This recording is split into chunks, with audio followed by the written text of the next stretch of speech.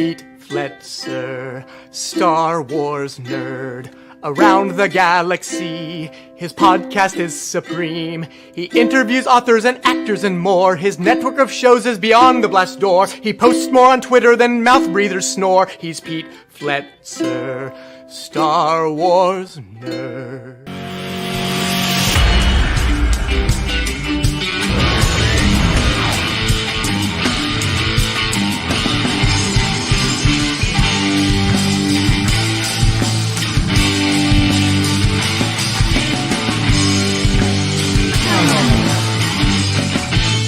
Yeah, certified daddy. All right, You just you have the energy. Let's do this again when it's not a filler episode, yeah? Yeah, working on Rogue One and working on Mandalorian have been enormously satisfying for the Star Wars Weekend Navy. Hello and welcome to the very first episode of Star Wars: The High Republic Show.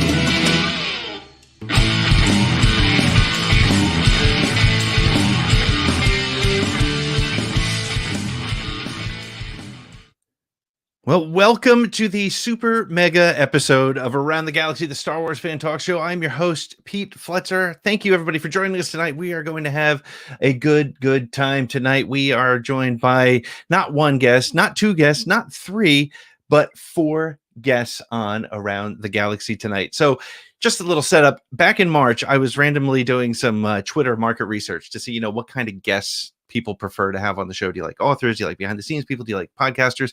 And so I posted, and Ash Crossan, who had been on the show just a few weeks before, she checked in and she said, we should do a mega show with all of us, though. And I laughed, and then I was like, that might actually be kind of interesting. And so we did. I DM'd her and she said, yeah, no, I'm serious. We could do it. And I said, well, great. You're going to have to be on it. We'll do a best of. And then before you knew it, I had four guests lined up and ready to rock and roll. Three have been on the show before, and one I've been hoping to have on the show. And so I'm really lucky to have everybody here with us tonight. And so before I talk too much, let's start introducing our guests.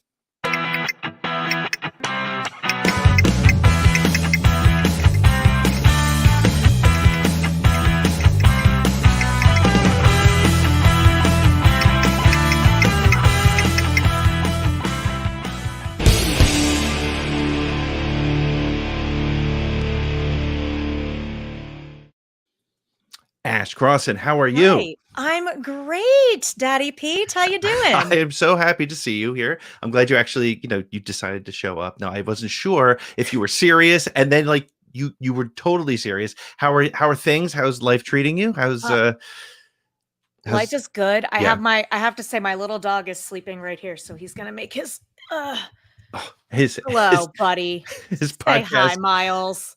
He will just be sleeping right here. He's making his video debut. It's so nice to see him. Very good. Hi, bud. Oh, no, now he's like he's got a taste for it now. Excuse me, was that a camera?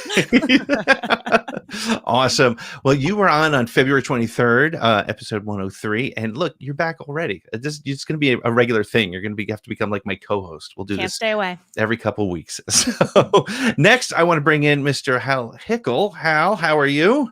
What? What? Hello. Wait, I'm here? I have to wake up now. How's it going? Good. Thanks for having me back, Pete. It's no problem. Thank you so much. You were with us in December of 2020, and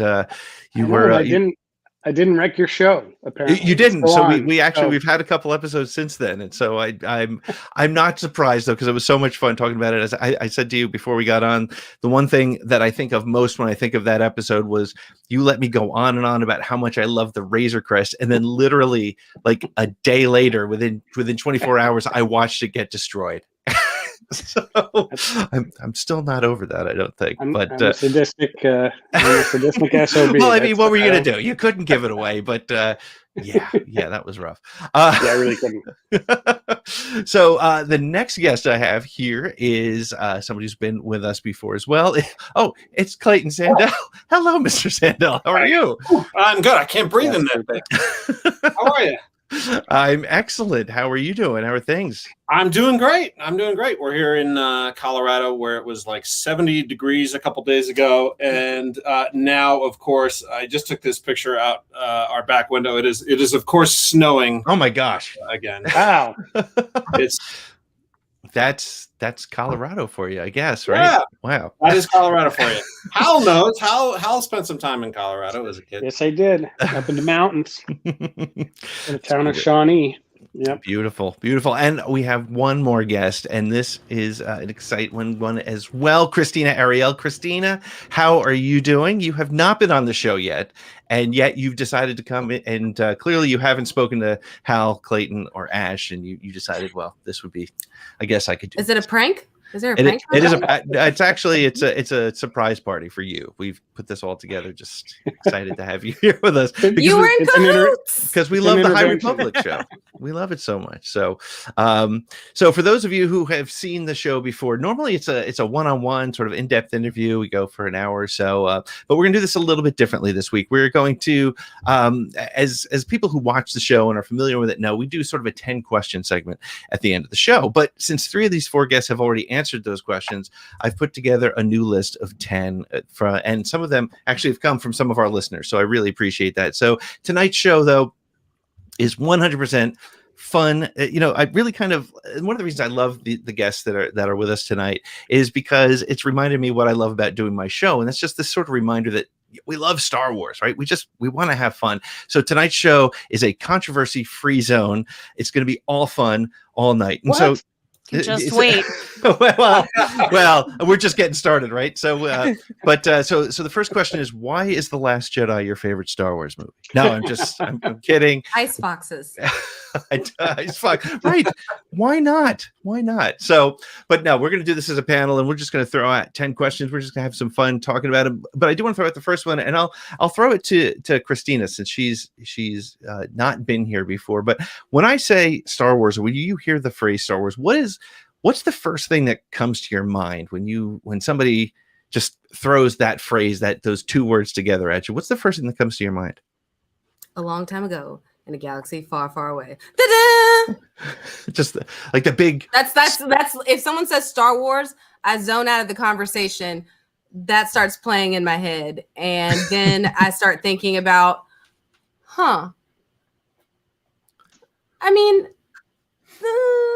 and I go into a deep dive on every outfit that Natalie Portman wore in Star Wars. And then I come back to the conversation and I say, what was the question? Yeah, what were we talking about? Yeah, that's awesome. And what about you, Clayton? When somebody says Star Wars to you, what do you like? Where does your head go? What's the first thing you think of? Just, you mentioned fun. I would say joyful fun, because I think we have talked before about how Star Wars implanted itself into my 4-year-old DNA very strongly, and just never let go. And so when I, just that so many memories of my childhood are Star Wars memories, and even as I got into my professional life and covering the news, a lot of times I was covering really terrible things, natural disasters, and humans doing bad things to each other. And Star Wars was always sort of this, like, if I got to do a couple of Star Wars stories every year, it was sort of this great kind of mental health reset to remind me what was joyful in life. And so yeah, joyful fun, really. And I think it is it's one of those things that having covered all of those disasters and bad things, it just gives you perspective on life, which is why I have fairly low tolerance for those that want to dump on the things and creators that are working under the Star Wars banner. So it's just I think it's a loss of perspective, and I just think people need to remember how much fun this really is and what it means to people. That's the clip for the show right there, and that's really super important. And I love that. That's why I do. One of the reasons I've been doing the show for 2 years is because I just love these conversations, and luckily I've gotten to speak to you folks before. And whether I'm talking to just a guy on Twitter that I've gotten to be friendly with and brought him on the show, or somebody like an Oscar award winner like Hal Hickel, just to be able to have those conversations and just share that kind of memory. Hal, what's the first thing that comes to mind when I say Star Wars to you? Well, I'm with Krystina. The fanfare is the first thing that pops into my head. Title receding, Star Destroyer overhead. Those are the first visual and auditory things that jump into my head. Mm-hmm. Luke and the Twin Suns is always the moment for me in all the films. But to Clayton's point, there was some article or other I read somewhere that described the original Star Wars, somewhere along in the article, it had the phrase 1970s rainbow suspender poptimism. And I was like, oh, that is right on the money. Like that mid 70s, kind of like Great American Hero, Mindy and Mork, kind of upbeat adventure and fun. And so, for me, that's what it is. And that phrase alone, like, just brought back those black and white photos of Carrie Fisher and Mark Hamill and Harrison Ford, just like being goofballs on the set, and just that crazy 70s, like the big fluffy hats, and just having a ton of fun. That's great. Ash, what about you? When I say Star Wars, what kind of pops into your head? Yeah, just combining everyone's answer, but I think of like the Fox fanfare, and then like the dip to black, and it's silent, and you're just waiting for like the logo and the music, and you're just like, it's the best feeling on the planet. I love that feeling. And then my brain goes into just this super cut of like my whole life and like things that Star Wars has done for me, and like friends that I've made through the community and the conventions and all of it. So I just love it. I love it so much. Well, you actually lead really well into the second question, so I'll start with you. And what's your favorite sort of Star Wars memory, whether it's from being a kid or something that's happened, over time for you? Ash, what's your favorite Star Wars memory? There's like a lot of professional ones that come to mind that I like really like pinch myself and I can't believe it. But if I think of just like what's like the reason that you're here, it's really just like, I remember they were re-releasing Star Wars in the theater, and my dad was just like, oh, we're gonna go see this like silly space movie, and I was like, I don't want to go. And I went to the movies 10 in Delaware, where your feet stick to the floor, and we were sitting in the front row because the seats are like flat, they didn't have like the stadium seating at the time, and I was like 10, so I was like, I have to be able to see. So we were in the front row, and I'm like this watching Star Wars, and it's like still the best moment of my life. That's great. What about you, Krystina? What's the memory that you sort of think of when you think about your favorite Star Wars moments?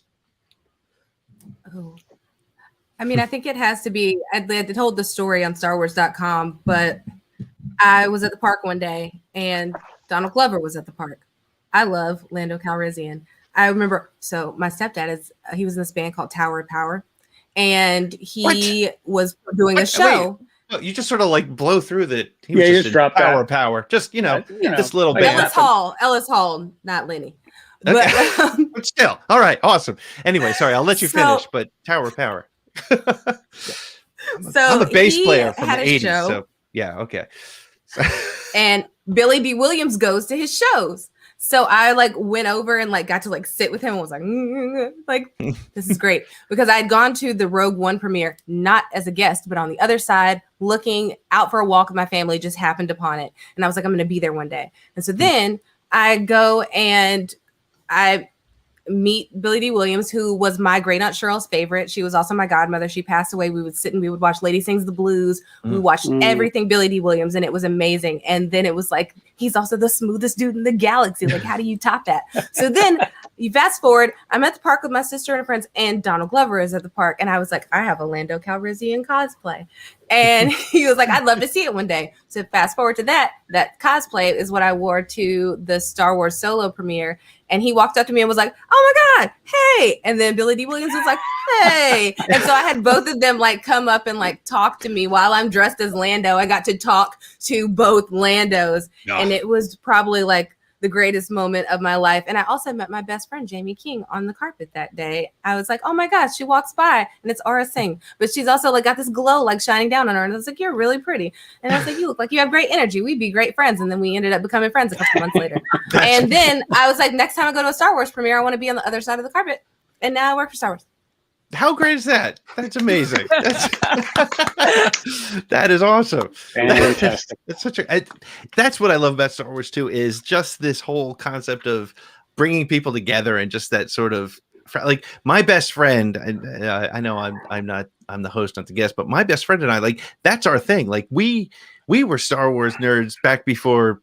Back in the 70s and 80s, but that was our thing. Like we literally like traded action figures and stuff. That was the way it was. What's one of your favorite Star Wars memories? And you've worked on a bunch, so I don't know if they're related to it or if it's just comes back to your childhood or what. Yeah, I mean, certainly seeing the first film in '77, the first time was a big deal for me. I was already making stop motion films then. I mean, kid stop motion films, so Super 8 camera, but I was into films and visual effects, at least on that side of it, the sort of Ray Harryhausen side of it. So, and I watched everything sci-fi and fantasy that was on TV or in the theater. So I was excited about the film. I knew about it ahead of time just from advertising. So, that was huge because when I finally did see it, it was really like nothing I'd seen before. But, and I've told you the story about the letter that I wrote and then getting it signed by George. So that was huge. But I have to say, I think probably aside from those two things, when we were working on Phantom Menace, and I was still pretty new at ILM. It was only my second year there, I think, when we started in on Phantom Menace. And I was Rob Coleman, who was the animation director, put me in charge of one of the characters, Boss Nass. And so we had some review or other with George where there was something he didn't like about one of the shots. And he used the word animation. Turns out that's not actually what was bugging him about it. It was something else, lighting or textures or something. But he had used the word animation somewhere in there. And so I was a little concerned. And as an animator, I wasn't talking to him directly. Rob Coleman, the animation supervisor, animation director on the prequels, was interfacing with George, and I was just in the room. So a little while after that review, 20 minutes later or something, I'm crossing the little campus there between buildings in San Rafael where we were at the time. And I saw George walking alone across there. And I kind of just, screwed up my courage, as they say, and crossed the parking lot and said, hey, I wanted to know what the issue was with the shot. Was it something with the motion or the performance or something else? And, which is a completely banal conversation to have while you're working on a film. It's normal. Right. But for me, it was the first time I'd ever spoken to the man. And I didn't know if I was even like out of place, because I was pretty new at ILM and I was just an animator. I was like, maybe I should have gone to talk to Rob, not gone right to, but he was great. He was like, no. It's not the movement. It's the lighting or whatever. He was great. And it was like not even a thing to him, but to me, my heart's like, pounding on your chest. It was like a huge moment for me because it was the first time I actually met him. I'd seen him in company meetings or reviews or this or that, but I had not spoken to him until that moment. And it was just he and I, like nobody else was around. Yeah. So that was, for me, that was kind of a big. That's awesome. That's nerd moment. So, it's one thing to be working at ILM, but to be like, to have that moment, especially because you didn't plan for it. You weren't like, okay, when I run into George across the parking lot, I'm gonna, that's fine. I mean, I was stalking him from building to building. Oh, sure, right. You followed him home. It was weird. As you do, exactly. I was parked outside his house at 10 o'clock at night. He was going to come out sometime. Clayton, what about you? What's your favorite Star Wars memory? Well, earlier you said moments, so I can't narrow it down to just one. All right, I'll give you multiple ones. I'm going to take the liberty of doing more than one, but I think collectively, sort of professionally, everything surrounding Rogue One. It wasn't the first time I had covered Star Wars for ABC, but it was the first time that I had done so comprehensively, and we got to go up to San Francisco and do interviews with the cast. It is the first time I met Hal Hickel on the motion capture stage there at ILM. It was the first time walking through those doors. And during that few days, we went up to Skywalker Ranch. And so it was this, like, I joked that I had bruises up and down my arms because I kept pinching myself. We went to all of these places and saw all of these things and met all of these people who I had, read about in like Cinefex magazine growing up, and just that. So everything surrounding that film was great, and also because there was this sense, and Hal would know more about this, but I got this sense that there was so much pride behind Rogue One internally, because this was a film that John Knoll had pitched and the original idea, and there were, everybody sort of came together to recreate a lot of the old ships, from the original film and in that era of Star Wars storytelling. And there was just this really wonderful, fantastic energy around all of that as it pertained to Rogue One. But if there was a singular moment that I could pick, it was probably finally catching up with my white whale, Harrison Ford, at the Rise of Skywalker premiere. He obviously is Han Solo, and then one of my other favorite movies, Raiders of the Lost Ark, was just somebody that, and we also had like mutual pilot friends over the years. And then the thing that really got me was my great aunt who lived in Jackson Hole, Wyoming.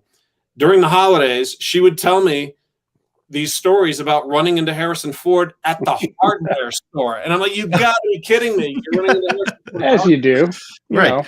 As one does in Jackson Hole. And so yeah, finally, after all these years catching up to him at the premiere and chatting with him for a few minutes. And I was so completely nerve-wracked and nervous about talking to him that I introduced him to my wife twice in the span of about 2 minutes. Well, you don't want to forget that. I mean, you're introducing your wife to Harrison Ford. If you miss that and you don't do it, you will. Better to have done it twice than not at all, I think. It's hard to recover from that. It really is. It really is. Yeah. That's funny. I have a question though. Oh, please. Was Callista Flockhart there? Oh, good question. Oh, he was by himself. Stag. I love that they're married. I'm sorry. It's like he's married Ally McBeal. I think that's so great. The closest I ever got to Harrison Ford was meeting Marion Ravenwood at one of the Star Wars premieres in New York City. I can't think of her name. Please, Karen Allen. Thank you. And we were in line to get into Attack of the Clones, and she was behind us the whole time. She was with her son, and her son was playing with an action figure of some sort. And my wife was just like, my wife didn't really even realize who it was. They were just chatting back and forth. And I was like, that's Marion from Raiders. And she's like, oh, okay. So that's great. And that's what's so cool too, is like, there's just like such great actors that have kind of gone through Star Wars and moved through and gone through. I'm going to skip around the order on my questions, but I went, since we're talking about actors, since we're talking about Harrison Ford, I'm going to start with you, Ash, because I've let you be too quiet for too long. Okay. Name one actor that you would like to see in a Star Wars. One actor who's not been in Star Wars that you think would be sort of perfect to go into that world. I have to name one. I'm going to give you the choice. You know what? You can do two. Let me elaborate. This is hard because I really like when it's somebody I don't know who they are. Like, I love that. And like about Star Wars, it's kind of a thing. It's like these up and comers. You don't really know them. But if I could be really annoying, and I know people are so sick of this, but I want to see Sebastian Stan as young Luke so bad. Like when we were panning up in that episode of The Mandalorian, I thought it was going to happen. It was still great, but like I really wanted to happen. I also really want to see more Jessica Henwick. I know she was like in it, but I just want more of her. And then I was also talking to Louis Tan from Mortal Kombat this morning, and he was talking about how he auditioned for Shang-Chi and he didn't get it, and he was really devastated. And then he ended up in the Mortal Kombat movie, and I was like, I just want the world for him. So now I want him in Star Wars. And then, like, Regé-Jean Page, he just left Bridgerton, and I'm like, what's up with that? Did he get cast in something? Yeah, what happened there? Yeah. I don't know. I have a lot of questions, but mostly I like to see, kind of like up and comers, the people that I wouldn't even think to say out loud. But I'm still aboard the Sebastian Stan train. It's funny. I was not on the Sebastian Stan train until I started watching Falcon and Winter Soldier, and now every time I see him, I'm like, I wanted to pull out a lightsaber, dude. Let's do this. Yeah. I need it. What about you, Krystina? Who would you like to see in a Star Wars? Okay. So I've thought about this. I thought I was going to play something. No, you gotta hear me. I know it's like, okay. I want to see Angela Bassett as Ventress, because can you imagine just like the gravitas and the growl? And when you think about how she goes into that lower register in her chest and she just puts, oh my gosh. And it would just be the most graceful thing in the world, but also you'd be scared a little bit. And I think that that's exactly what it needs to be. And yes. I would absolutely wholeheartedly lose my mind if Angela Bassett was in a Star Wars. That is a great call. If for no other reason, because first of all, let's get Ventress in a Star Wars. Yes, please. And Angela Bassett playing her, just like you said, she's got a presence that's so unique. And it would just it would She's the greatest actress and never win an award. Not an award. She's won awards, but she has never won an Oscar. And when you think about the fact that she has played Tina Turner, she played Rosa Parks, she played Betty Shabazz. Like, think about all of those fantastic roles. Angela Bassett is one of the greatest actresses of our generation, and she deserves every bit of her flowers, especially on American Horror Story, where she came out there and she owned it. I was like, you can slit my throat, girl. I will scream and clap with you. Like, doesn't matter. That's fantastic. Hal, who do you want to see in a Star Wars movie? You'll think I'm crazy, or maybe you won't, but I thought Anthony Hopkins. And I'll tell you why. Because he doesn't get to do light material very often. Right. I think people always think of him as Hannibal Lecter, and he's heavy and all that. But he's a terrific actor. He doesn't take himself too seriously, but he takes the job very seriously, and he can be quite funny. If you follow him on Twitter, he does all kinds of goofy stuff. He sings songs and dances and all that stuff. And I was watching one of his little things the other day, and I just thought, God, it'd be great. Maybe so fun in Star Wars. I mean, he could, whether he was an Imperial or a rebel or whatever he was, or something completely outside of either of those things. I think he'd be fantastic. I think it would be cool to get him to add a little humor to an Imperial, because he with that accent and his presence, I could definitely see him in that uniform. But I also kind of see him doing it just not quite, Veers and Admiral Ozzel level of seriousness, just a tinge of slightly off, which I think would be fantastic. Yeah, exactly. That would be great. What about you, Clayton? Who do you want to see in a Star Wars?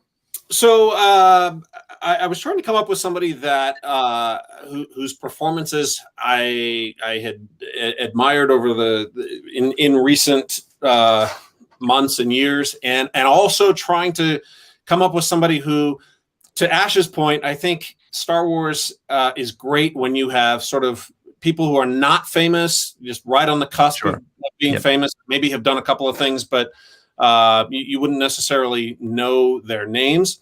Mm-hmm.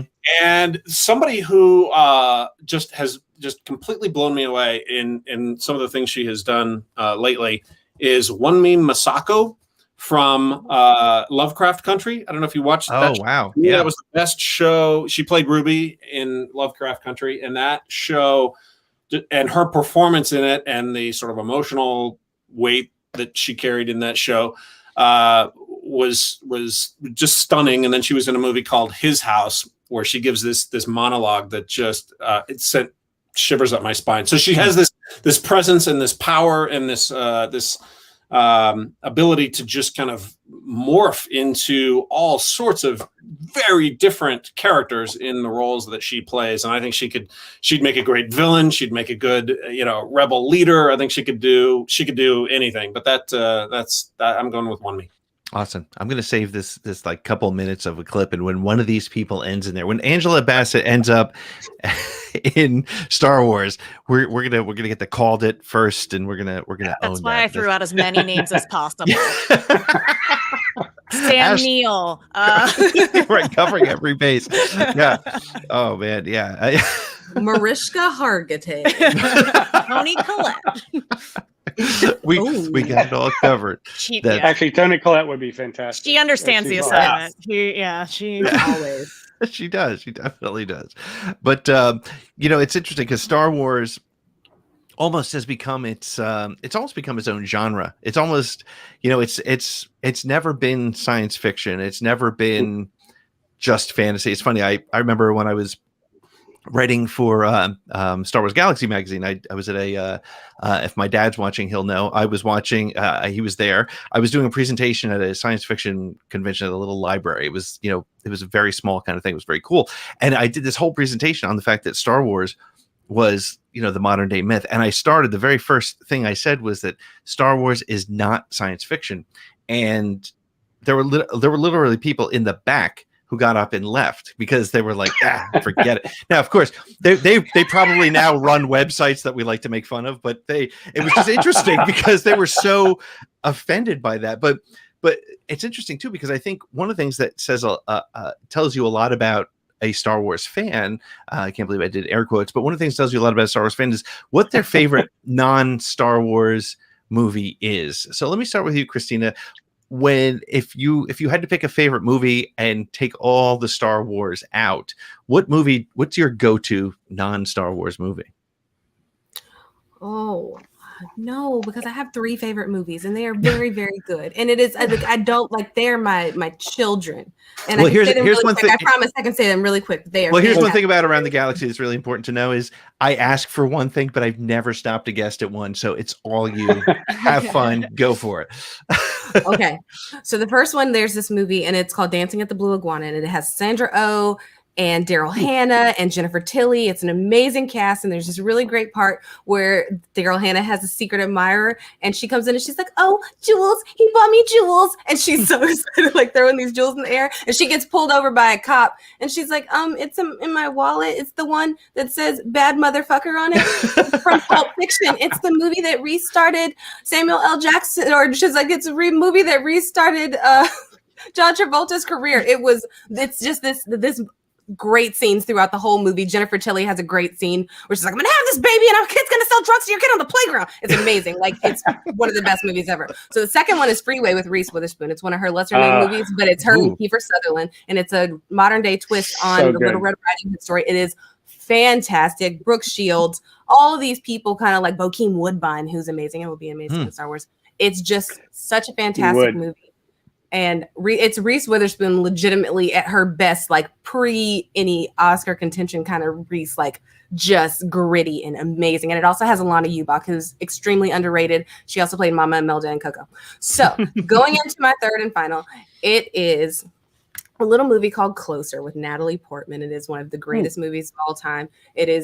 I fought and scraped in my acting school to get the role that Natalie Portman had of Alice, and they did not want to give it to me, but I got it and I got to do it. And I was like, this is the greatest moment of my life. I never do this on a stage. This is the moment, because that is one of the most powerful, like, movies, just scene after scene of just like Clive Owen being amazing, Natalie Portman, Jude Law, Julia Roberts, all playing off each other in this like very closed one-act play style. Oh, it's just beautiful. It is a masterpiece of a movie, and I would watch anything with Natalie Portman. I was actually introduced to Natalie Portman in The Professional, which I think is a frighteningly good performance, and everything she's done since then is fantastic. What about you, Ash? What's your favorite non-Star Wars movie? Okay, everybody knows I love Mamma Mia, Here We Go Again, and Out Cold, Near to the Star Wars. My favorite non-Star Wars franchise, though, is Scream. I love the Scream franchise. I love the Scream movies. They are my absolute favorite. I watch them all the time. I love it. I cannot wait for the new movie. I know you want my Scream ranking here. I'm going to give it to you. It is. It's kind of controversial if anyone wants to weigh in, but Scream 1. Watch the chat. Here it comes. Scream 1. Right. Scream 4, underrated. Fight me. Scream 2, Scream 3. And I only don't like Scream 3 because it takes place at the lot that I work at, and it kind of takes me out of it, especially when Jay and Silent Bob show up. So Ash, is Scream Twitter as controversial as Star Wars Twitter? Are you Well, I think every fandom has like their thing. Right. I think I'm just not that deep into it that I have no idea. Because sometimes I'll say something and then somebody will be like, "Well, you know the script and blah blah," and I'm like, "I have no idea what you're talking about. I just watch Scream and play a drinking game, and it's bitching." Like that's. I mean, honestly, there are times where I wish I had that level of Star Wars knowledge where I could just be like, "You can fight me on Geode, or you can fight me on," but because I didn't realize that there was that much going on. But there's, yeah, I love that. That's great. And who would have thought there's, we just saw Blue Bantha Milk, some friends of ours from Australia checking in, saying there's a Scream 4. I didn't realize there was a Scream 4 either. This is Scream 4 is really good. Scream 4 is very good. It's with Hayden Panettiere and Emma Roberts, and it's very good. Aren't they making more Scream movies now? Yeah, they're making a new one, and I believe, if somebody correct me if I'm wrong, the directors are the writers of Ready or Not, and if you haven't seen Ready or Not, that movie is fantastic. It's so good. That movie is a gift. So good. Oh, it so just good. keeps giving. Clayton, She should be in. What's her name? It's not Samir. It's not that's Samir Armstrong who was on the OC. I'm thinking about Samara Weaving. Samara Weaving. Yes, she'd be great.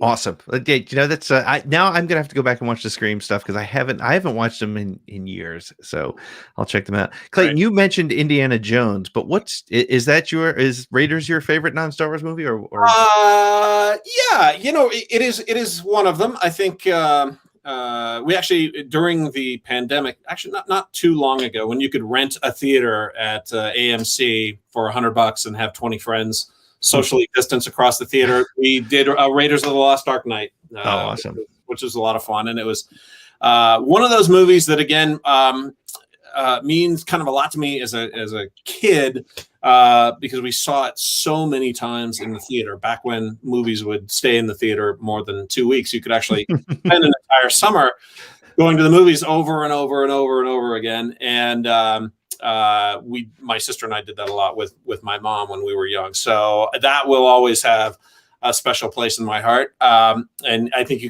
can still love it today, even though you probably couldn't make that movie in the same way that you did back then. But it still ranks right up there. And then it's sort of an eclectic mix. I'm a huge fan of the Royal Tenenbaums. Oh, wow. Yeah. It just that film speaks to me and my family and the experience maybe more than it should, but it's the entire cast in that film just top to bottom knocks it out of the park. And then if I had to do a top three, I would say anything in the Marvel Cinematic Universe, simply because my kids love these movies, and there is always a perfect Marvel film to fit any mood that we happen to be in. So I would kind of probably rank that as my third, sort of anything in the MCU. That's great. Yeah, my pandemic Indiana Jones stories. My son is 8, and it's funny. I didn't realize, I haven't thought about it much. He's been a Clone Wars and Rebels and prequels kid. He's gotten into the originals a little bit, but he's also, his Star Wars experience is the sequels in the theaters. So we're watching Raiders and over Christmas holiday, I think it was, and he goes, "That guy looks like a young Han Solo." Which was an interesting and astute observation. How about you, Hal? What's your favorite non-Star Wars?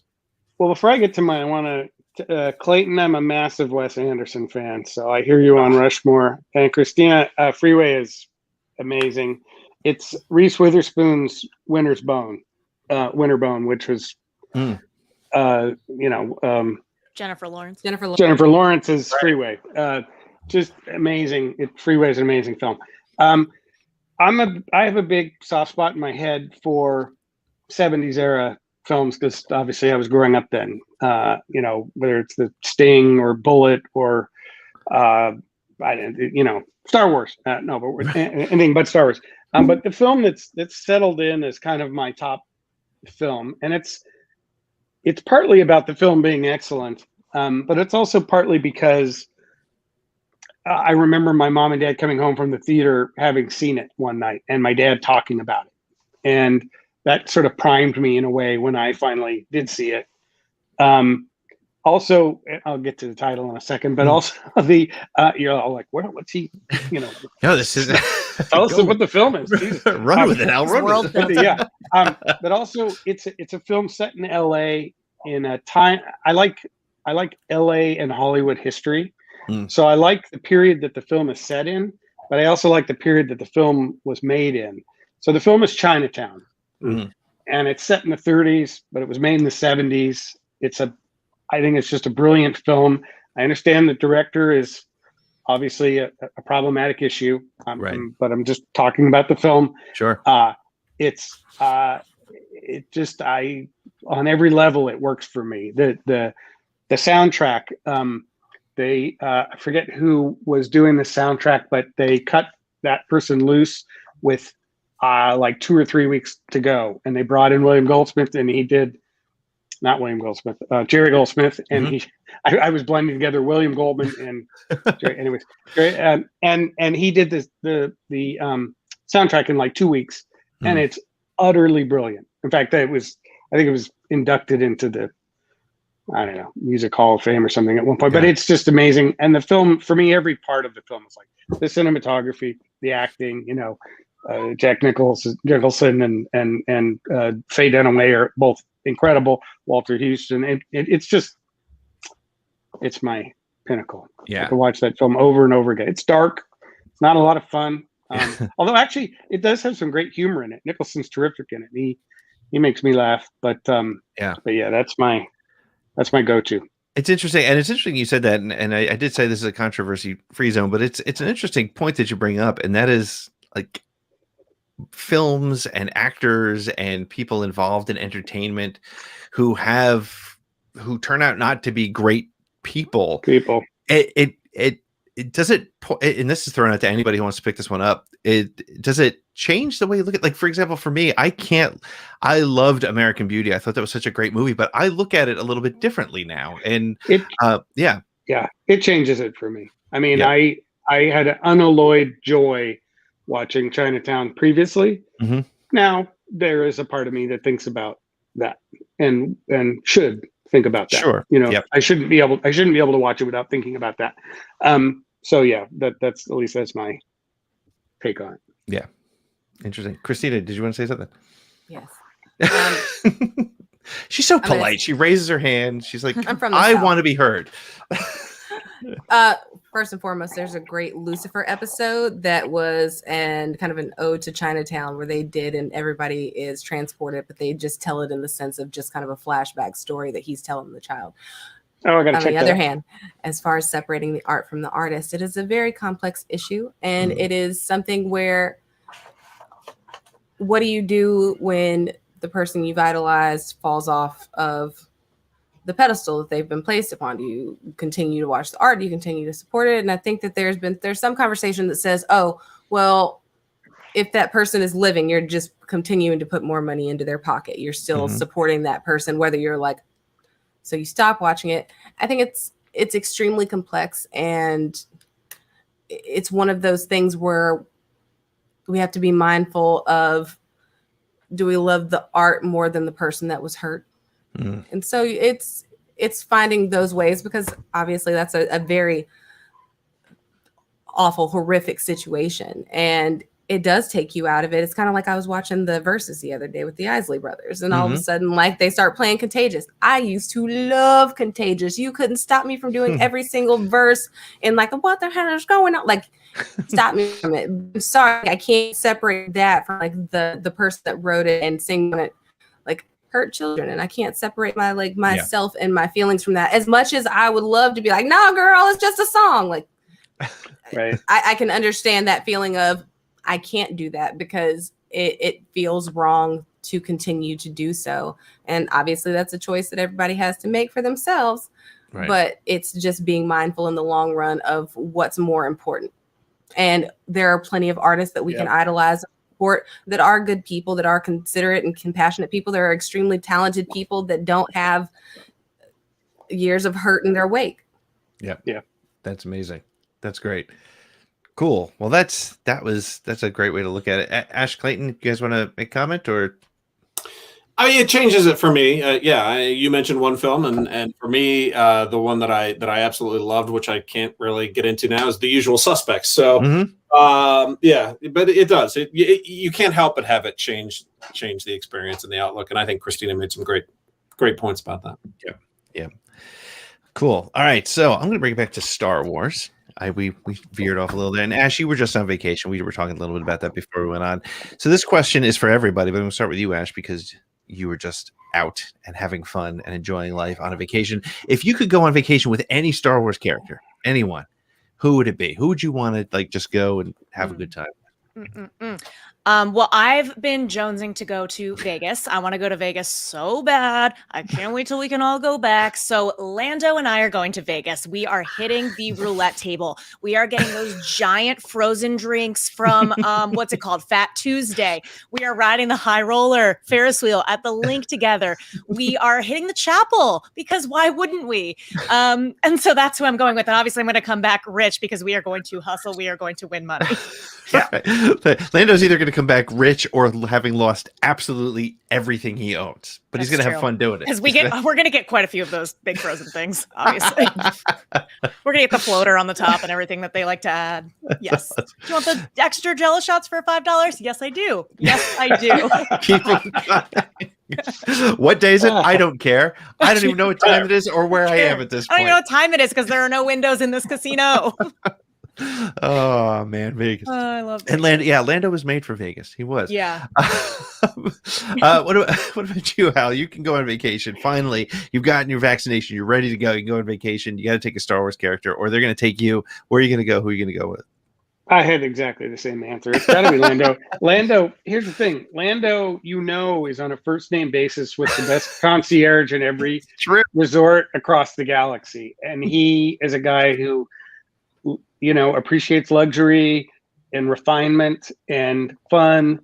I mean, who else could you pick but Lando? Because he's going to know everybody. It's true. So yeah, I have to second that opinion for sure. He's walking ASMR. Ash and Lando in a hangout room where they lose Lobot. Krystina, I'm going to guess you're going to say Lando as well. I mean, no. Oh, okay. I was so excited by your Lando stories from earlier. I thought this is where it's going. Who do you got? No, I got reserves. So I am going on a girls' trip with Padme Amidala. Right. Let me explain to you why. You're gonna have the best security. I mean, you have stunt doubles to go and just walk around. It's like, no, girl, we're chilling. Nobody knows where you are. You could be on a planet that's on some giant estate. It's just the two of you, but you also have people there. Look at her hair. Your hair is going to look amazing every single solitary day. Her food is probably the absolute best. She's going to make sure you have the best time. You're going to get pedicures. You guys are going to get your face done. You're going to get the lipstick with a little line down the center. You're going to look your best. You're going to feel your best. And I bet there's some kind of super spa that she's got underground with personal hot springs. And you're like, oh, what? It is going to be just the height of luxury and also so relaxing. You are legitimately going to be able to just turn off and relax. And if you need something, it just appears. I mean, it doesn't just appear. It appears through lots of hard work done by people who are employed to do so. And so those are the things we have to think about also. But I would be very excited and I would be super thankful. And I would also bring lots and lots of cash for tips. Hey, Clayton, can you top that? Do you want to even answer this one? Or are you just... I cannot top that. No, not even close. Because I also picked Lando for exactly the same reasons. He knows luxury. He's gonna know everybody, and he's gonna know exactly what drink to order in every single system. Krystina's relaxing with Padme, and then gets a FaceTime from me, Clayton, and Hal, and Lando in Vegas. We're like, listen. If I went with Lando, we would be on an island. We would be hanging out it would be Solo Lando. And think about it. But no, it'd have to be Billy D. Williams, because think about that. You belong up here. Like, think about, like, you want somebody that suave, that level of ASMR. He's going to compliment you the entire time. He might be a little fresh, but he's also going to be like, he's going to treat you like a lady. He's going to treat you like a lady. And he's also going to spoil you. And you're going to be like, what? Lando, you so sweet. He's got no money left in his bank account, but you're wearing a beautiful ring and a nice dress, because he's gone all in. He's pushed all the I didn't make him spend it. That's free will, my dude. You think Lando's doing anything he don't want to do? No. Now, it's funny. One of the questions from my regular show is, if you could be any Star Wars character, who would it be and why? And a lot of people go all over the place, but I go back to Lando for just that reason, because you know what? He doesn't know where he's going to be here today or tomorrow, and he's going to live like he doesn't know where he's going to be here today or tomorrow. And that's I think all of us, we all want to be Lando somewhere. There's something we all kind of want to do that. So I love Fun that. Boyfriend, answer. Terrible husband. Fun boyfriend, terrible husband. There you go. That's. I imagine these two entourages passing each other, like at some Star Wars resort. The Padme entourage and Lando entourage. Somebody doesn't look tired and hungover. But Lando somehow will end up as part of that party. I've gone to Vegas with people who end up in parties that you're like, how did you end up in this party? Because Lando would figure that out. Lando would be the guy who'd be there. He'd get it happening. So, I don't even know where to go after that, because that was a much more interesting question than I expected. Thank you to one of my listeners for sending that one in. That's an awesome one. But I'm just gonna skip through till I find another one. All right. So we talked about Lando a lot, and we do know that Lando's. Ash, I hope you're taking notes on my excellent skills at being able to bridge from one question to another. I think this is perfect. A skill that's really important, and I really want to work on it. But if we know that Lando's getting a series, we know that Lando's getting a spin-off series. Who? And I'll start with Clayton on this one. Who would you love to see get a spin-off series that we haven't seen listed on Kathleen Kennedy's backdrop of beauty from November? Which character do you think needs a series? I'm going to go with two characters, because in my show would be a buddy drama sort of show, and so for that I am going to go with Dr. Evazan and nice Ponda Baba. Basically, the premise of the show is that they would go around the galaxy, and Evazan would be, getting into trouble, spouting off, can't keep his mouth shut, getting into trouble, and that would sort of get them into these problems and plots where they'd have to, Ponda Baba would have to sort of help sort it all out at the end. And so it's sort of a good cop, bad cop kind of a dynamic going on, but they're basically just going around the galaxy, getting into trouble and mischief and all sorts of things. And every once in a while, just so you don't hate him all the time, Dr. Evazan would have to whip out what rudimentary medical skills he might have in his background to save, an Ewok choking on a bone or something. just to give him some sort of redeeming quality at the end of the day. But that would be my. I love that. I'll write that up in email. Right. Just we'll say Dr. Evazan and Ponda Baba in He Doesn't Like You. Thursdays. Dropping on Disney Plus. There it is. We got it. Awesome. Ash, what series do you want to see? Who do you want to see? 1000% I want to see Enfy's Nest. She's fresh on my mind because I'm watching Falcon and Winter Soldier, and Erin Hellman is amazing in that show, and their characters are kind of like similar in a way, although she's taken a turn. But I would love to see that. That series is like staring us in the face. I'm surprised they haven't done it yet. Hal, like wink or something if you know anything. But I would love to see something explored with her. I love her.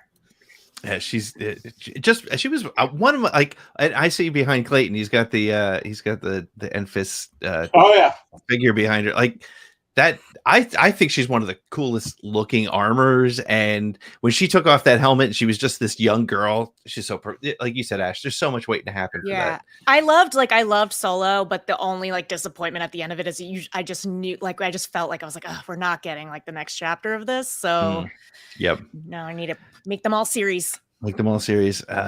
Krystina, who do you want to see?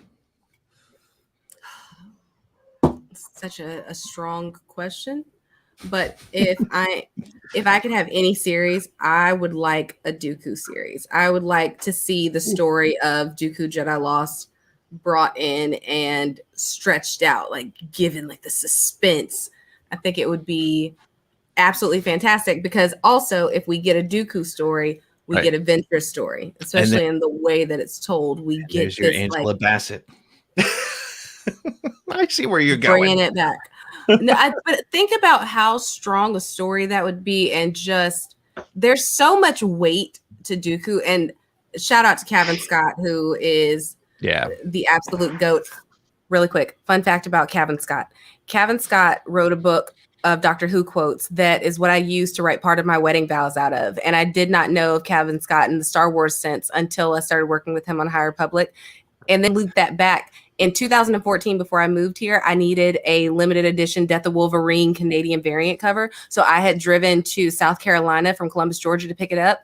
And that was written by Charles Soule, who is also another author on the High Republic. So it's another full circle moment. Just had to tie that in there. Krystina, yes, I'm gonna cut this little piece out of this interview and send it to you. So next time somebody's like, "You're not a nerd," you can be like, "Oh, watch this. I drove to South Carolina to get a Canadian variant cover of Wolverine. You're in." Like, that's awesome. I literally could still to this day call my comic book guy Patrick in Columbus, Georgia. Shout out Columbus Comics. Go visit them and support them. It's the best place in the world. When I used to sell cars, I made it part of my test drives that I would drive by Columbus Comics and have people get out and would be like, "Oh my gosh, look at this. There's a comic book store right here." And it became that, and going to get people to like come with me to get us. There was this really nice like shaved ice place. So we'd get shaved ice and we'd go to the comic book store, and then I'd be like, "Don't you guys want to buy this car?" And that was like my like big thing. And so he would order me like all of my special editions that I need, like when that Doctor Who Star Trek crossover came out. It's really, really great. I get really excited. I'm sorry. It's really fun. But you know, I'm gonna push. I love Ash and Clayton and Hal, but I'm pushing you guys. We're just gonna do the Christina show here because she's just please do. Yeah, I'm happy to. But Hal, I'm an ogre. Ogres have layers like an onion. You know what everyone else likes? Parfaits. I love you, Donkey. Oh man, so I don't know if I can ask Hal the question, but I'm going to. Who do you want to see other than Hal, tell us the tea. Tell us. Yeah, the guy that bought Luke's speeder on Tatooine. Because just a few years later, they blow up the Death Star, and those. Luke had to become famous across the galaxy, and now he owns the guy's speeder. So he probably sets up a little mini museum there in Mos Eisley, like, come and see the speeder, Luke Skywalker speeder, it's here. So that could be interesting. Also, Gonk, the Gonk droid. Right. Like, what if every time you see the Gonk droid, because it's always like just wandering through the background of various scenes in like all the movies. Somewhere in every movie, there's a Gonk droid. Right. What if that was the same Gonk droid? I love it. And somehow or other, its crazy life path just took it through and intersected all these amazing historical moments in the Star Wars timeline, like Forrest Gump, right? Except it's a Gonk droid. Forrest Gunk. There. Forrest Gunk, exactly. 4S Gunk. Right. Yeah, Forrest Gunk. And that's my pitch. Hey. I don't know if you know anybody at Lucasfilm. You might be able to pitch that. I don't know if you maybe work that up, or maybe you get me fired. Sure, yeah, one of the two. Show us the pitch deck. We want to see it. So all right. Another kind of somewhat silly Star Wars question, but if you could own any critter from Star Wars, any little animal, and take it as a pet, maybe with you on your crazy vacation with Padme or Orlando, what critter do you think would make the best pet? And I'm going to start with Ash because I think I know her answer, but I'm going to throw it to her first. I have to say it. I have to say it. You do. I have to say it. It's going to be a porg, although that's going to suck because I don't know if you ever heard them, but they're like, like all the time. Wait a second. That was one of that was a fantastic porg impression. Like that was my house. You've been working a lot on that porg impression, I think. That was my God. There's this clip I gotta send it. I gotta send it to you guys. I did it for Taika Waititi one time, and he was like, "Oh, how annoying." All right, so you were bringing a porg up. Unfortunately, I have a porg. It is what it is. It is what it is. Clayton, who do you what kind of critter would you want to bring along? This was an easy one for me, and it is a Kowakian monkey lizard, but not just any Kowakian monkey lizard. I want Salacious Crumb. I want Salacious Crumb in my house. And I will tell you that one of the just laughing at you all the time. Yeah, that's all the time. But, in the Mandalorian, when Mando is walking through the streets of Navarro, and there are these monkey lizards on the spit there being that garnered quite a bit of. It was traumatic. It was a traumatic moment to see them on the spit like that, and they are pets. They're not food. They're pets. And so I would go with the monkey. All right, that's you have no idea how I felt when Chewbacca ate that porg. Like that was right. You hear me? By the way, Ash, I didn't know you were a Frenchie mommy. I'm a big Frenchie fan. I love the Frenchies. My baby. Yes. Look at that face. Yes, I am. They are so weird because they don't act like dogs. They act like pig cats, I would say. Yeah, and he's been sleeping for 3 straight days. Like it's just not, that's all it is. That's what I love about him. Like anytime you want a nap, they're down. Big cuddlers. Okay, yeah, now, okay. Look at him. He's practically passing out. How? Which Star Wars creature would you want to have as a pet? Because Frenchies don't exist in Star Wars, as far as we know. Blurg. I want a Blurg. I want a big old Blurg. There you go. Ride it around, eat stuff. Need like an acre and a half. Yeah. I want a Blurg. I like it. They're all like a giant fish on legs with a huge mouth, and they're great. I love seeing them, watching some of the Ewok stuff that's back on Disney Plus, and just seeing the journey of the Blurg from like weird unwatched Star Wars special to mainstream Mandalorian. Totally. Yeah. Phil Tippett said they called him the tadpole from hell back when they were making it, because they didn't have a name yet for it. But that's what they called it. Tadpole from. Awesome. Krystina, what pet would you want from our Star Wars world? First of all, the Ewoks are amazing. They were my first real foray into Star Wars when I was 4 years old, and I love them very much. I used to watch Saturday morning cartoons and watch the Ewok cartoon. They deserve all the respect in the world, because no matter what, you want to hug them and you love them and think they're fantastic. So I don't want to hear it. I bet you people are going to be rethinking it once they watch the Ewoks cartoon again, and they're like, oh my gosh, this has been in the vault, and now I feel really, really great about this, but I wouldn't have one as pets because they're too cute and they also have too much of a sentience, but I would have a Voltex. We love the murder bears. We love them.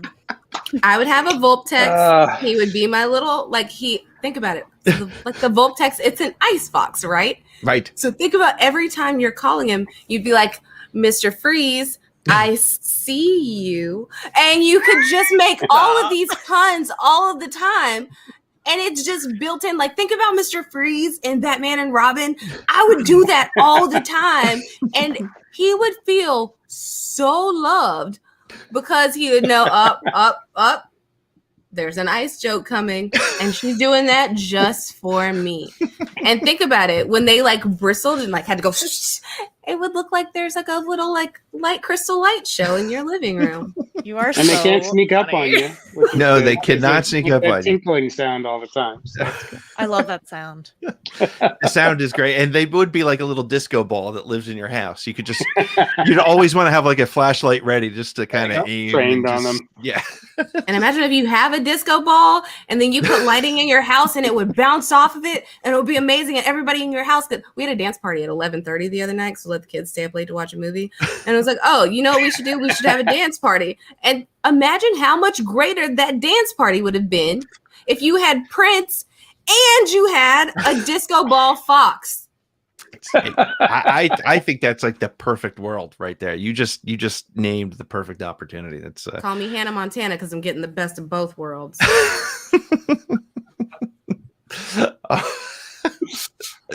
Well, guys, we are coming down the home stretch. I have 2 more questions, and I could go for hours with this. This is so much fun. Let's hang out. Hey, all right. Hey, what are we doing? What else? I have 2 more written questions, but who knows what the hell is going to come down the pike here? But I've asked every one of you, other than you, Krystina, because you haven't been on the show yet, which we're going to make happen. But I've asked you what guilt coming out of there, guy. Yeah, I'm going to work that. I'm going to work that as much as I can. But I always ask what your favorite collectible is that you have in your collection. But what I want to know is, what is one thing that you want? Imagine that money is no object. Any sort of collectible that you could have from Star Wars. What would you want? And I'll start with you, Krystina. Now that one. Okay. So my favorite thing that I do own is my little BB-8 that follows me around the house. And I think that he's great. And he was part of my first actual like Star Wars cosplay when I did Rey. I got to hold my little BB-8 and wear my little Rey buns. But the thing that I do not have, because I always said if I was going to do it, I was going to do it right. And I've been saying this for years, was like, when I have the disposable income to do so, I do not have a lightsaber. And I want one, but I do like, I want it to be at a point where I was like, if I'm going to have one, I'm going to have one. And so like, when you see it, you will know that this is like, there is a fund and I'm excited for it and it's going to be legit. But like, that's just the reality of the world that we live in. Can't really throw like 300 bones on a lightsaber, but one day I'm gonna do so, and it's gonna be great. And I'm really looking forward to having multiples to hang on my wall. Are you going to do like a custom one, or is there a particular character's lightsaber that you want? Oh no, like if I'm doing it, it's pink, bro. Like it's gonna be pink. It's gonna be fantastic. And just because it's pink doesn't mean it's not deadly. It's gonna be baller. I would get purple, but I feel like that's disrespectful to Mr. Jackson. That's true. So I'm gonna let him have that. But I really do. I would have a pink one, and I do actually like the yellow lightsaber. I think it's very nice. But I want the light to look legit, like super authentic. I used to go to this bar with a friend of mine who was a big Star Wars collector, and they had 2 that were just at the top of the bar in this like dive bar. And he would just let me like run around. And so I didn't have one, but I did have an app on my phone when I worked at Hooters, and it was that Star Wars lightsaber app. And I would run around to I would go to all of my tables. I met one of my best friends who I still call Sky Guy, and he calls me Snips. And I would go up to tables while I was working, and I I'm not going to flirt with anybody. I'm like, people expect that, but it's not what happens. What I actually did was have really great nerd debates with my tables, and I'd pull out my lightsaber and just like with my phone, and it was great. And I also really love that that's just the sound of like a reel and the never mind. That's awesome. Clayton, you have a whole wall full of stuff behind you. What's one thing that you want that you don't yet have? Another thing that I would love to have, which oddly enough I had when I was a kid, but then there came this point where I wasn't playing with my Star Wars toys as much, and my grandmother at the time had a daycare that she ran. And so my mom was like, why don't you, you're not playing with this stuff, why don't you donate it? I'm sure the kids would love to play with it. And so I did, and never saw it again. And that is the like 4-story Death Star playset with the trash compactor in the basement with all the little pieces of colored foam in the bottom. And then it had like the corkscrew, and it would pop out the other end, and the big cannon at the top. And so yeah, that might be something I would add. But every time I've seen them at like Celebration, they're always like $600-$700, and it's like, I don't want it that bad. Yeah, it's nice, but I don't want that bad. Yeah. It's funny. Before, when I was talking about how me and my best friend used to sort of trade action figures and stuff, he had that Death Star, and I was always just like, oh, I wish I had that. But I had the Falcon, so we balanced each other out. That's cool. I never had a Falcon, so that's cool. Ash, what about you? I know you're not a big collector, but if you could have any sort of Star Wars collectible that might fit well in your house with my plants. Honestly, I just anything from like the Mandalorian set. I know that's like highbrow, but like money's not an option. So I have something from the Mandalorian set, because I feel like that show in particular is like some of the biggest highlights of like my career. It means so much to me, like hosting the premiere, things like that. So like I could have a pebble that Pedro Pascal stepped on. I do not care. I just want something from that set. And also, I need to get something for my dad. This is like very important, but I need so he has like a Piper plane, like a plane. And he wants to put like an R2-D2 head on the back of the plane. And so I have to figure that out because I don't know what I'm doing. So if anyone's watching and you're like, oh, I know how to accomplish that, just like hit me up because I gotta figure that out. He signed that to me. That's your thing. So at Ash Crossan on Twitter, please let her help me know get a how to thing find for an the R2 back of my head. dad's plane and then a pebble that Pedro Pascal stepped on. Hal, maybe you can help her with the pebble, but what about what do you want to add to your collection that you don't have? I'm all about robots, and my office is full of robots. Tin toy, a lot of old tin toys, but then plastic figures and things. And at work, I've seen quite a large version of the Probot from Empire Strikes Back, the Imperial Probe droid. Yes. And I don't know who made it. I don't know if it was Sideshow or whatever. It's been at the company for ages now. It's just it moves around. I'll see it in one conference room and another. It kind of gets shifted around. But every time I see it, I'm like, God, I want one of those. It's such a beautiful version of it. The other thing, and this is a little bit like when somebody says, "What's your favorite ice cream?" and somebody says vanilla. But I've got a 3PO that I love, and it's a Sideshow thing, and it's metal. It's really beautifully made, 6 scale, and I need an R2 to go with it. And Sideshow has them. They're great. It's not like some rare thing that I can't get. I just need to prioritize it and decide that's what I want to spend the money on. But that's the next thing. That's the next, because my collectible buying kind of slowed down when I had my son, but he's 20 now, so I can kind of buy stuff for myself again. Now. That's right. and so that's probably the next thing I'll spend money on is a 6 scale R2 to sit next to that 3PO because it's I'm thinking if that Probot is moving from room to room, they might not notice if it goes missing. So I mean, sure. Plus, a year of pandemic, working from home, who knows what happened to it, right? I mean, who knows what the cleaning service took out the door? Someone popped on it, right? We got to take it home and sanitize it. Exactly. I'm just keeping it safe. That's all. Absolutely. Keeping it safe. Absolutely. That sounds fair. Service to the company. I think they'd appreciate that extra mile. So, so the last question here, and we'll just throw this out to anybody. We can debate this as much or as little as you like. We need to make a Mount Rushmore of Star Wars characters.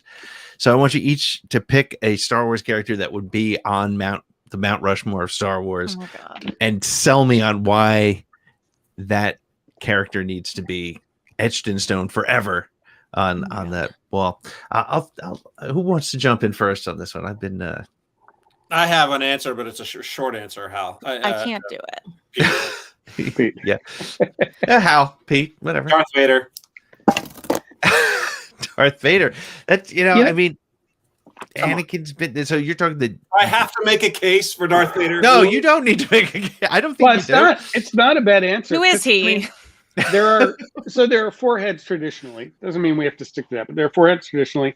So you'd think, Luke, Leia, Han, Chewie.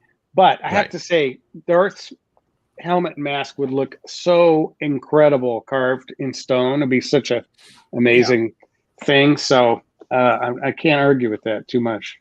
There's never really every sculpt, every 3D representation of that helmet is always impressive to look at. There really aren't any true bad ones out there. So I think the Black Series helmet that I have, I love it. Like it's one of my favorite helmets that I have on this wall. It's one of those things too that ever since I saw it when I was 7 years old and he entered the 10th V4, I was just like, I need to own that. I need that. So I think we can all agree definitely on that. But we need 3 more. And I'm looking at Krystina who's smiling. She's got somebody in mind. Who do you got?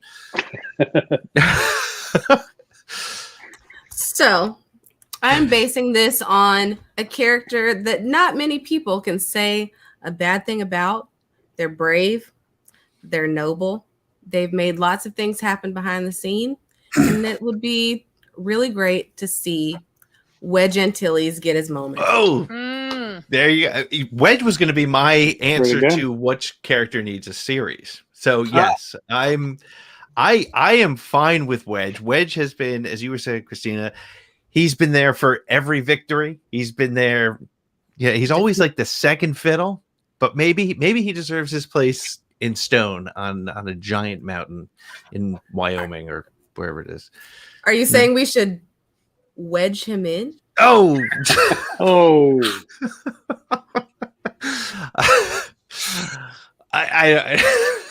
and that's time. Oh, look, we're out of time. Thank you so much. I guess our Mount Rushmore is gonna have a wedgie. Oh man. All right. So we got anybody want to say no to Wedge? Because I'll put him up there. I'm fine with that. Okay. You get books, you get actual series. Think about it. When I went to go see Rise of Skywalker, in that moment, every single person in the theater, it was a beautiful, beautiful moment. And like to have that much agreement, I think it's canon. All right. So we got Vader. We got Wedge. Who's number 3 on there? I'm going to throw it to Ash. I'm going to put a little bit of pressure on Ash and say, who do you think is number 3? I don't know. I mean, 3PO is a 9 saga film champion, so that's like true. That's pretty good, and he would look really nice. I did not expect. I love that this conversation has gone to who's going to look best up there. We're thinking art direction. He's even more than 9. He was in Rogue, so he's even 10 film. Oh, 10. I'm going with Hal Hickel. Clone Wars. Vader, Wedge, and Hal Hickel on the wall. No. Makes sense. Not George, not any number of it. No, me. Yeah, sure. George had whatever. He threw it out there and people ran with it. That's you'd have generations of tourists going, "Who the fuck is that guy? These guys and that guy. Who is that?" You satisfy a lot of crowds if you make it a deep cut that they can only be like, "Well, of course you don't know who this is." Actually, I know who that is. Yeah, like think of. Or you could have an anonymous Boston. Right? They played a big role. Right. Where's their recognition? Many of them died to bring us this information. So, that's true. All right, I'm going to bring this back because that's the way I am. I think so. I'm sorry, Hal. I would love to put you on there. You know, you're in a Mount Rushmore for Around the Galaxy, yes, but probably not. Up there. So, but 3PO, I got to say, 3PO is not a bad call. I mean. He's not my favorite droid, but I think he kind of makes sense. He was he had the first line in all the Star Wars movies, right? That's right. And and like he had this red arm one time. Technically, R2 has the first line, but it's true. Close. First line in English. The first understandable line by people who are not protocol droids. Okay, we have a yearly trivia party at ILM every year. That's a fundraiser. Mm-hmm. And one year George was there, and that was a trivia question, and and the answer was 3PO, and he argued with the answer because he was like, no, it's R2, it's R2, because he said I wrote English language dialogue for all of R2's scenes, and they got turned into beeps and whistles later, but technically, did he tell you what the line was? I wasn't even there. I've heard the story, but that's a great story. Yeah, I think he knows what the line was actually, but I don't. If I can get him on the show, I'll ask him. I'm pretty sure he's. I'll line him up. But I love that. Imagine being actually by George Lucas. 3PO. You accept it and move on. Yeah, right. You exactly. Yeah. There's no. All right. So we got Vader. We got Wedge. We got 3PO. Who wants to throw out a fourth? Dennis Muren. I'm just gonna put Dennis Muren out there. I love Dennis. He's a great guy, and he's got as much to do with Star Wars as any of the other old school ILMers. So I'm voting for Dennis Muren. Okay. All right. I'm just shoehorning at it. We'll take it. We'll wedge him in there. There's no Star Wars without the effects. This is true. But I'm not going to let that be it. We need a fourth character. Dennis Muren may be a character. It's got to be Luke, right? Luke, I mean, who else is it going to be? I was waiting for somebody to say Luke. I feel like it could be Leia. If we both have them, is it a little could bit be of Leia. Leia. We do need, it's Well, there is a gap in the existing Mount Rushmore. So let's say we could wedge in another and have 5. I think we put the twins in there. Right. Absolutely. You got their dad and you got the kids and their annoying robot and where's their mom? They wouldn't. Excuse me. Yeah, it gets. Where is the it's mother? hard to say. Where is Padme?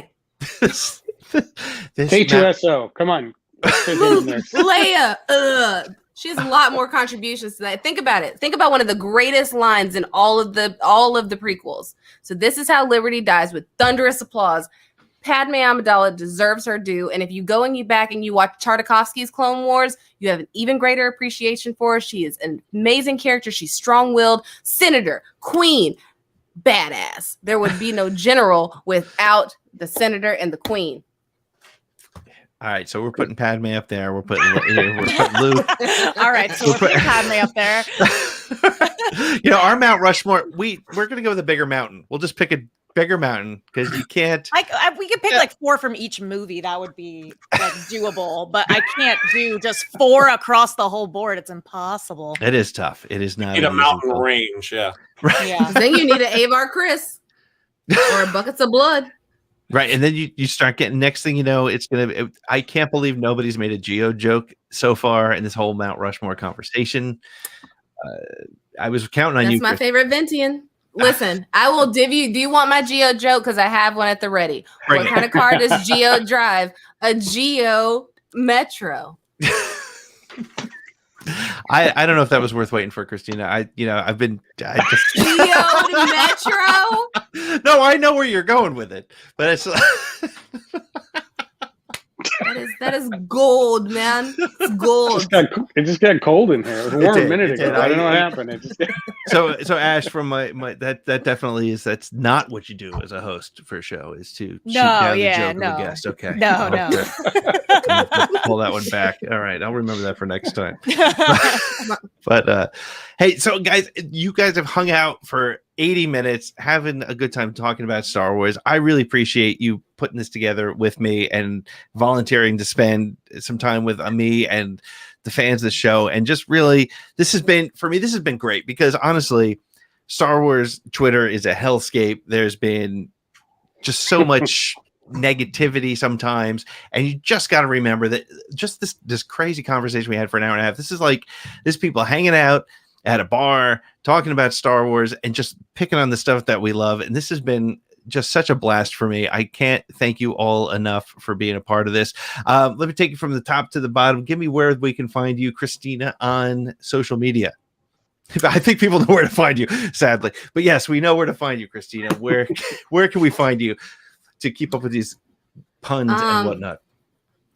Hi, my name is Krystina Arielle. You may know me from such things as Star Wars, The High Republic Show, also a bunch of stuff on the internet. But if you really, I'm going to say this, if you really want to get to know me as a person, but in a character, go and watch Pirates of Leviathan on Dropouts Dimension 20 and meet Barbarella Sarsaparilla Ganglin, because she's going to be your favorite person in the whole entire world. And it explains the wings because I am playing an angel. Yes.